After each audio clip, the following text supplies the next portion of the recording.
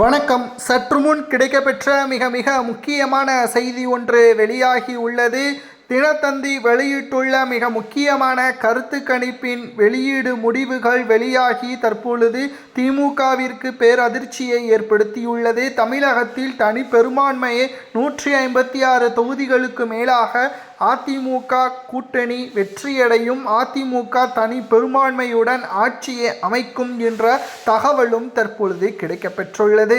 அது மட்டுமல்ல, பன்னீர்செல்வத்தின் ஆதரவுகளும் இருந்தால் நிச்சயம் திமுக எதிர்க்கட்சி அந்தஸ்தை கூட இழக்கலாம். ஏனென்றால் ஒவ்வொரு தொகுதிகளிலும் 2000, 5000, ஏன் 500 ஓட்டு வித்தியாசத்திலும் கூட அதிமுக தோல்வியே தழுவலாம். அதற்கு காரணம் பன்னீர்செல்வத்தின் ஆதரவாளர்கள் குறிப்பிட்ட சமூகத்தினர்களது ஆதரவுகளை இழப்பதுதான்.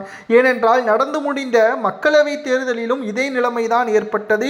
2500 ஓட்டுகளில் அதிமுக தோல்வி, அதே சமயம் 600 ஓட்டுகளில் திமுக வெற்றி என்பத கணிப்புகளையும் நம்மால் பார்க்க முடிந்ததல்லவா.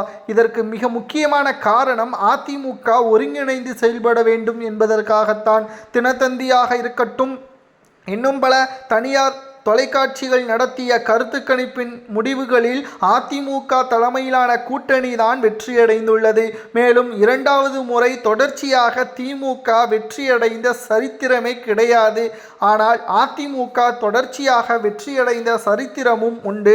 எடப்பாடி பழனிசாமியின் ஆளுமையே தற்பொழுது அனைவராலும் பாராட்டக்கூடிய வகையில் எடப்பாடி பழனிசாமியின் தலைமையில் கூட்டணியை அமைக்கக்கூடிய ஒரு ஏற்பாடுகளையும் செய்துள்ளார். ஆனால் டிடிவி தினகரன் இணைத்தது போல் ஓபிஎஸ்ஐ இணைப்பதற்கு தயக்கம் காட்டுவது ஏன்? அவரது பதவி பறிபோகிவிடுமா?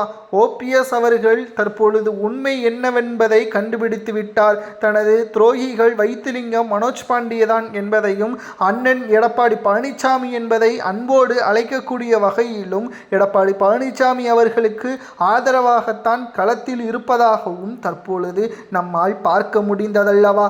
நிச்சயமாக ஓபிஎஸ் அவர்களது துணை இருந்தால் தனி பெரும்பான்மையுடன் ஆட்சி அமைக்கும் என்று தனியார் தொலைக்காட்சிகள் நடத்திய கருத்து கணிப்பின் முடிவுகள் சரியானதா என்பதை கமெண்ட் வாயிலாக மறக்காமல் கூறுங்கள்.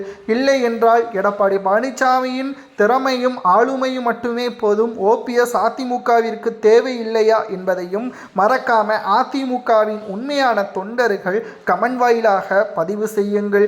ஒவ்வொரு தொகுதிகளிலும் சில சொற்பமான ஓட்டுகளில் தோல்வியடைந்தாலும் அது தோல்விதான் என்பதை மறந்துவிடக்கூடாது. அதிமுகவின் தலைமை என்ன முடிவு எடுக்கலாம் என்பதை மறக்காம கமெண்ட் வாயிலாக கூறுங்கள். இந்த கருத்து கணிப்பு சரியா தவறா என்பதையும் கமெண்டில் கூறுங்கள்.